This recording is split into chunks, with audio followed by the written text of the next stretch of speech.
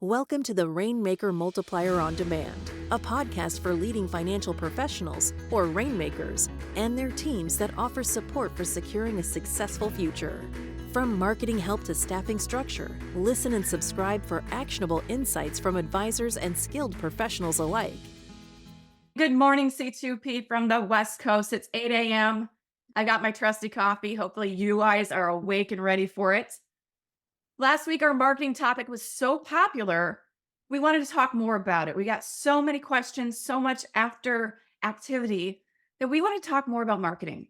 Last week when we had coffee break, our Vice President of Marketing, Cary Chaitoff, or the Guru, and Chelsea Konst, our Content Marketing Manager, were at the Traffic and Conversion Summit in Vegas. They weren't gambling, but they were surrounding themselves with intellectuals, very big thinkers, and some innovative people learning more about marketing and what's hot. So Cary and Chelsea, welcome to Coffee Break. Can you share with me just an overview, Cary, on the summit that you were at last week? Well, the most important thing I heard was when you split aces, you only get one card. And maybe that's not what you're looking for. No, Y- Cary, I'd love to hear your gambling tips and blackjack tips. But what are the latest trends that you heard about in the digital world at the conference? And then later today, you can hold your blackjack summit. Okay. All right. So AI is incredibly popular. There were probably about 40 sessions that Chelsea and I were privileged to select from, and all of them connected to AI. And I think in AI is really important for you to all understand what's going on. Clearly, AI is a driver of both content creation and dictating what content is being served. It was interesting since that conference. I've certainly looked at my own Facebook, and it is no longer people I'm necessarily following. When you start looking at Twitter and Facebook, you start saying the content that is being served to you based on your algorithms. And so, really, AI is determining the content that you're consuming. At the same time, that content is being generated from an AI perspective. Now, AI is incredibly valuable. We'll talk about this over the next, little bit during today's meeting. Not only in creating it, but artificial intelligence is what it stands for. But I think we are better proposed to thinking about AI as actual intelligence.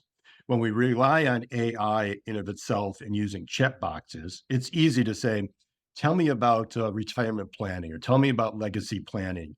And chat GBT can come up with a wonderful blog for you. The difference between artificial intelligence and actual intelligence is you, and it's your voice.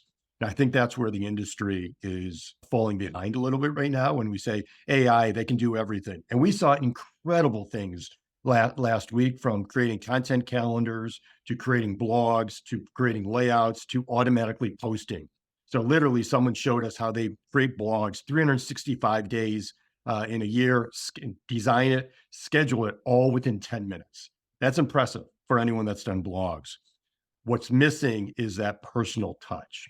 So, Chelsea, do you want to add on to what was one of your major takeaways from the conference? Yeah, absolutely. So, as you said, AI can be used critically to enrich your current content, create new content, streamline your process in a way that we really haven't seen before in the marketing realm. And I think that's critically important, especially like for advisors who are on a time crunch, things like that. The important thing to remember, though, is because it does have that power to create things so quickly, you also have the power to create a lot of bad content, things that would not be useful to people. And that would really sort of hurt your messaging and your ability to generate traffic, convert, all of that. So, what you should really ask yourself, if you're not sure if what you're creating is providing value, is say you generate a piece of content, make sure you ask, does it do one of four things? Does it educate? Does it engage?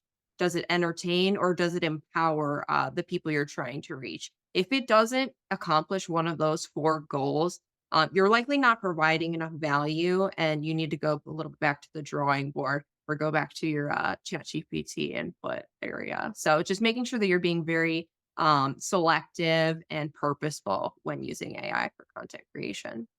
So, Chelsea, if I'm being mindful and purposeful with the content that I'm creating, how do you develop content that resonates with the different clients we work with? Absolutely. So I will say a really powerful place to start, especially if you're not sure. A lot of advisors are not content creators. That is not your primary goal. So if you're trying to be a more purposeful marketer, start with empathy. That is an incredibly powerful tool, and a lot of different topics can easily come from that. Your clients and your prospects better than anyone else does. You know what their pain points are, what their issues are, because you talk to them and you're right, the calls, your meetings. So use that information to create content that resonates with them. The one thing you do have to remember when using empathy in your subject lines, in blogs, short videos you create, is that you have to be authentic. Something that one of the speakers said, which was very interesting. Her name's Christine Marie. She owns her own agency. She said, empathy without authenticity is manipulation. And so what that would mean is that if you're not giving some of yourself back and you're just sort of playing on the pain points of your clients and prospects in the marketing, trying to get them to convert or generate traffic, then you could be perceived as being manipulative. So it's very important to be honest and forthcoming. So a quick example might be, if you're talking about the pains that you might face when running out of money in retirement, things like that, you're bringing up those very concrete examples. Make sure you're sharing something about yourself. Maybe in your past, your parents didn't have a retirement plan and you saw how difficult that was, and you don't want one of your clients or prospects to go through that. Include that in your marketing message. That is a very quick piece of content. It's very honest. It'll resonate. There's a lot of things you can do by using empathy if it's done right. Thank you, Chelsea. I love that. Now, Cary, since you are the guru, what would you like to add to what Chelsea just spoke to? It all starts with a problem statement and in your voice. So I think you should certainly leverage ChatGPT, but use your own intelligence. Again, we're going to refer to actual intelligence versus artificial intelligence. It is about the conversations that you're having with your prospects and customers. What are the top 10 things that they are asking you? That's what you should be writing about and publishing. So we call that a problem statement. Where do you get the problem statements? Again, it's from the conversations that you're having. It's from your administrative team. It's from your receptionist. It's from your other advisors. Don't plug in, give me 30 topics, wealth management topics to blog about. Those 30 really need to come from you. And again, as Chelsea said, it has to be authentic and it's in your voice. We had a lot of conversations with several of you on this call. I see Lisa Shanae and Nigel I've got a call with coming up and a few others. And you all have unique voices. And so how Mr. Parson says something relative to how another advisor says is very different. So make sure you're using your voice to answer those problem statements. Problem statement always should obviously, what is the issue? And then how do you solve it, right? So don't just bring up negative, but also how is your approach different and unique, which again, is how you personalize the ChatGPT. So I would suggest starting with problem statements, start with 30 of them. Okay. Have a lunch with your team or yourself, your whomever your trusted people, and have pizza and just brainstorm 30 ideas. And then take those 30 ideas and start playing with those in ChatGPT. Okay. And then what you get back, then personalize it to your own firm and how your solutions are differentiated. One thing I'm sorry. Oh, no, go ahead. I was just really quick going to piggyback on that. Cary mentioned creating 3 problem statements. That might sound like a lot, but when you're starting out, creating more content really is the key to figuring out what resonates because, you cast a wide net. And then once you're figuring out what works, then you can niche down a little bit so you can make sure your message is really getting there and you're able to convert on the things that you're putting out. Because, content creation really is 50% objection handling prior to your sales call. You're giving them those answers to burning questions. You're building that credibility. So cast a wide net, niche down. That'll really help. But yes, anyway, sorry. I would say I love niching down. 3 One things. thing Cary had mentioned when we were talking was include your superpower. You didn't speak to that when you were just talking, Cary. Will you tell me, what does that mean? Because I'll tell you my superpowers, but they might not be what you're talking about. Thank you for asking that question. There's really 3 things in every piece of content you should have. One is what the problem statement is. Okay. And so what are you trying to solve? 2 is the problem someone has today and where they want to go, right? So it's not a problem statement if it doesn't need to be resolved. And 3 is include what your superpower is, what Kirsten had just asked. Your superpower needs to be in every communication. And that superpower is what makes you different. What is your differentiator? Otherwise, it becomes generic content. And every single one person on this call could have the same exact article. So again, just first one is creating a problem statement.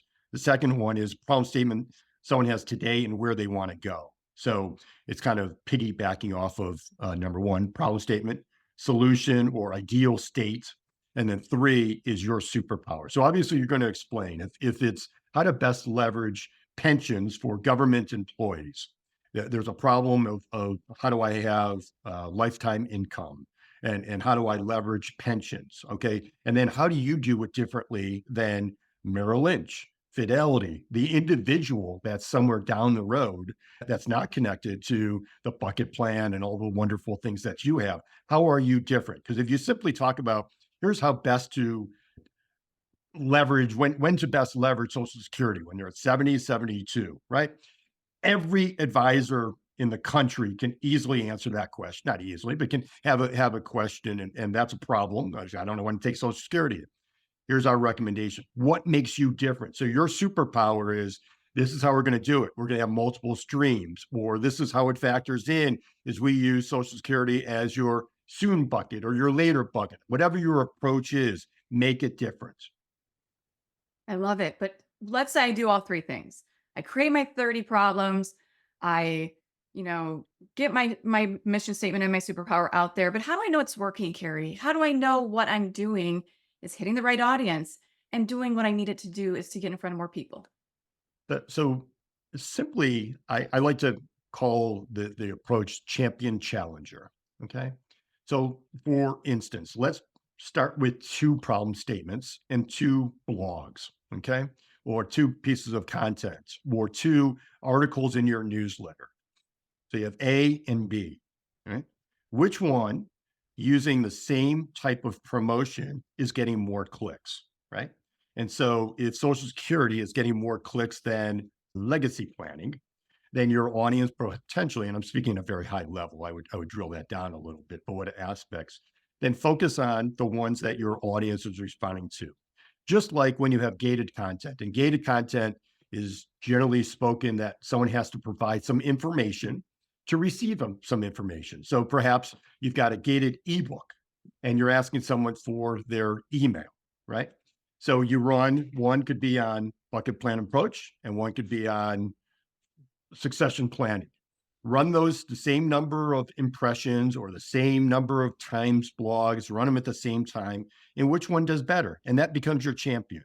And then keep adding challengers to that, right? So just think about a boxing tournament. You had Mike Tyson was the champion, and you had all these challengers continuing to try to knock him off. Well, Mike Tyson stayed champion for a while until somebody came out with a better skill or a better offer. So generally that's how I would approach what messages resonate, which one's reading, which are the clicks, which ones are getting phone calls, whatever measurement. And we'll talk about measurements later on, but make sure you're measuring everything. And it's as simple as that. Thank you, Cary. Now, Chelsea, I'm going to put you on the spot here.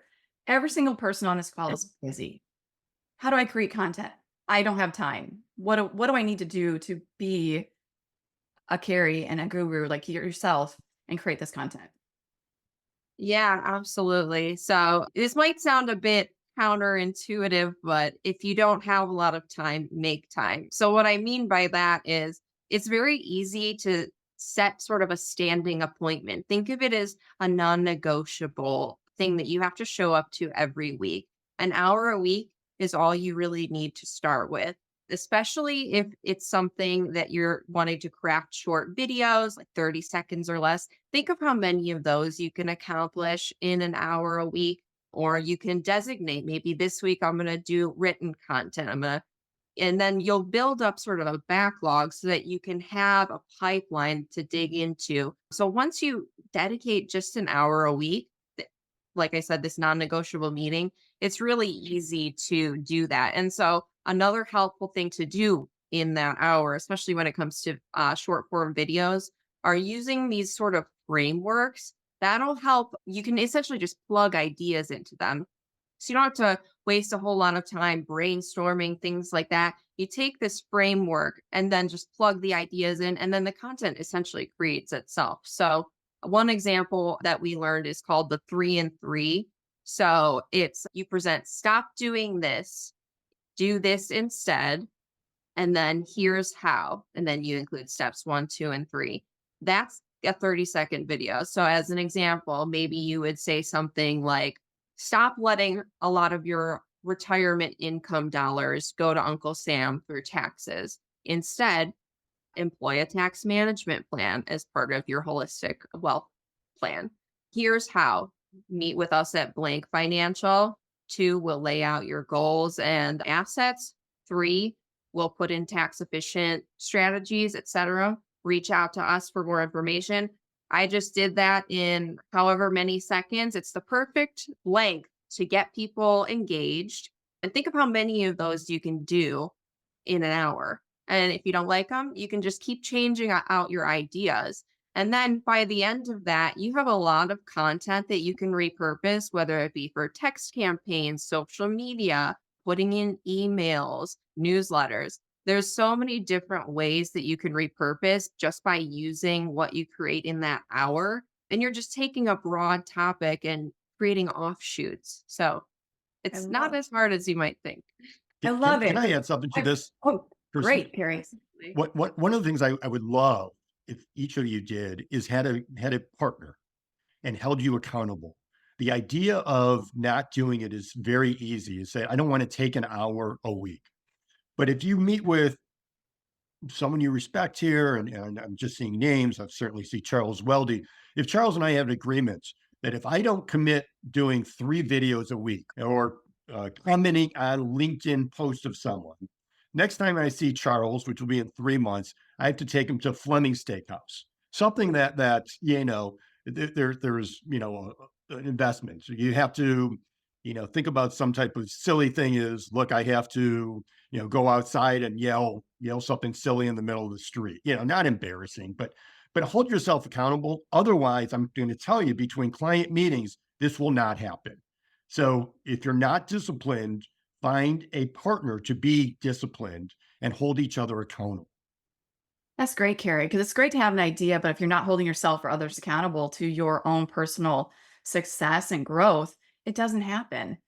So thank you for sharing that. I love the accountability. I would do something crazy, but I'm going to go back to the content creation between Chelsea and Cary. Can you help me help our advisors here on this call? What messages should I serve to prospects? We just want to make sure our messaging is right. So can you talk to that, Cary, a little bit more? Well, first, I'm going to challenge you all to develop content. I've spoken to many of you, and right now, there's not as active.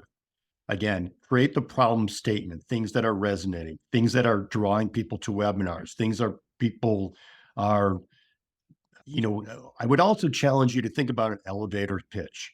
So when you're in a venue and you're at a party Saturday night and says, what do you do? What message do you deliver? How do you differentiate? Who is your target audience? Okay. The more narrow you can become, the more effective it can be. I offer wealth management solutions to anybody that's interested. I don't know how that differentiates you from the 22,000 other advisors in the country, but I offer a focus on people in the oil industry, oil executives with high pensions. That obviously says bingo. One thing that I would challenge you all when you're talking to a COI, and I'm changing your question slightly. That's okay. When you talk to your banker insurance agents, they are dealing with a lot of high wealth individuals. How are you presenting your picture to them? I like to draw the analogy of you've got a banker, and you do a lot of work with that banker and says, yeah, Joanne at XYZ Bank, they know I'm a wealth advisor and they recommend me.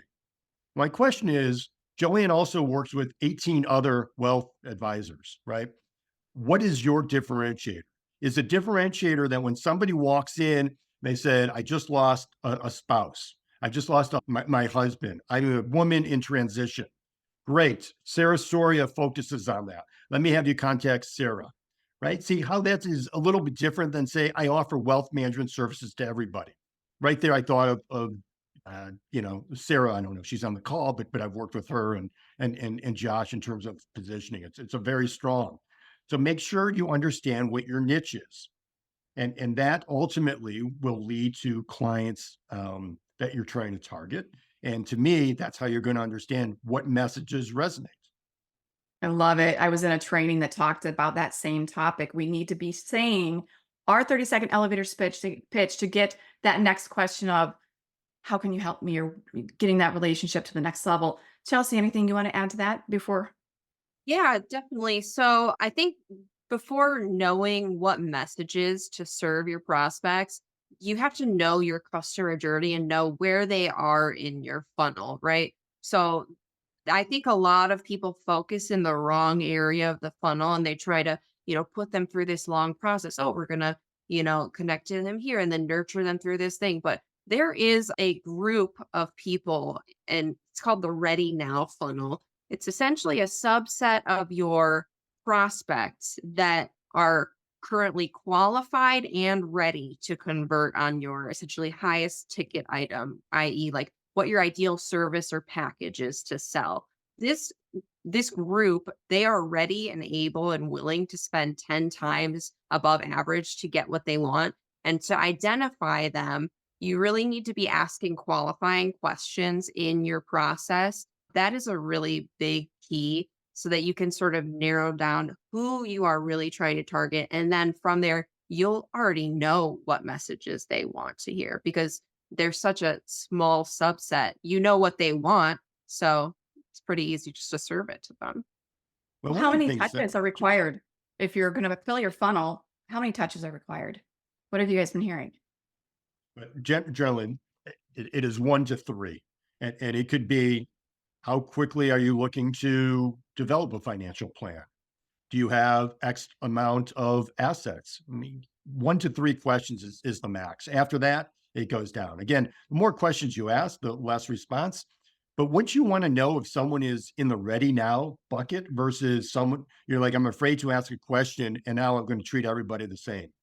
There was an interesting concept that I heard at the conference is stop proposing marriage on the first date. And what does that mean? So some of you are kind of saying, well, I ran a digital ad. They've never heard of me before. And now I want them to come to my office to attend a live seminar.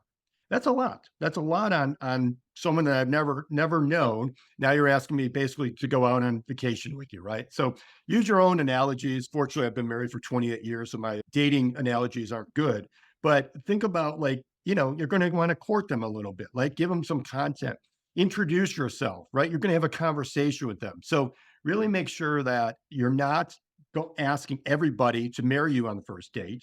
But then there are certainly people that are ready now, right? And the question is, how quickly would you want to get engaged? Kind of joking with Chelsea said, how soon would you, be interested in developing a plan? How soon are you interested in understanding when to take Social Security? How soon would it be to have a financial plan so you can live comfortably now, later, and in the short term and long term, right? In the bucket plan. If somebody says, I'm ready now, that's a totally different conversation than somebody that says, I've never heard of you. I'm not quite ready to engage with you. And that really kind of goes to, are all leads the same, Kirsten? Yeah, I'll let you lead the conversation, but now we're going to kind of talk about, are all of your prospects the same? And if you're treating all of your prospects the same, I would encourage you to rethink that. And real quick, Kirsten, to answer your previous question about how many touch points are required, the broad knowledge has been between, 1 and 10. It's actually a bit more like 20 to 500. That original prediction is actually based on a study that dates all the way back to the 30s. So that is so prevalent right now. So many of us have been basing our marketing efforts on that figure, but really it's much more. So that's why you need to be very strategic in how much content you're creating. As we're coming out to this top of the half hour, I've got 2 questions I really would love to have answered. I know it's going to be quick. Cary, you touched on this. All these are not the same. So how would you categorize them? And if we're categorizing our leads, How do we know what's working? Can you give us a track to run on? Yeah. So there's one that they're following your social media, right? And that's a minimal level of engagement. So there's some engagement that they're following you on Facebook. That's great, but that's not a big investment in time. Level two is did they subscribe to your newsletter? Did they give you some bit of content? Did they give you an email, right? So that's more investment. They're willing to say, well, I'm giving you a little bit of information on there. Three is how much did they engage with you? Did they attend a webinar of yours? Or did they watch a video of yours, right? Again, they're investing more time. So the first one is, I'll follow you from a distance. The second one is, feed me some information. Third one is, I'm consuming the information. And then the fourth is, I'm ready now, as Chelsea says. I'm ready to have that conversation with you and take it to that next level. So don't treat those that are ready now, that have already given you your information, that have already talked to you, have already attended a live webinar, the same as somebody that you haven't spoken to at all. So those are kind of how I would suggest you break your leads. And that could even be in your CRM, is where are they in the funnel? You should be having funnels, because your emails to somebody that's already met with you but hasn't purchased should be different than somebody that just gave you an email, but you don't know anything about them. I love it. Tracking your funnel is really important. It's categorizing, knowing what's working, and making sure you're able to convert them from leads to prospects to clients. So first of all, thank you, Cary and Chelsea, for the great content. To everyone on here, if you've not been using your Mentor Connect calls to connect with our marketing team, you're missing out. They can help you with this. So please use your Mentor Connect calls, connect with marketing, and don't forget to join us next week. Same time, same location. Thank you for being here today. And whatever you do today, stay warm and do something great for your clients.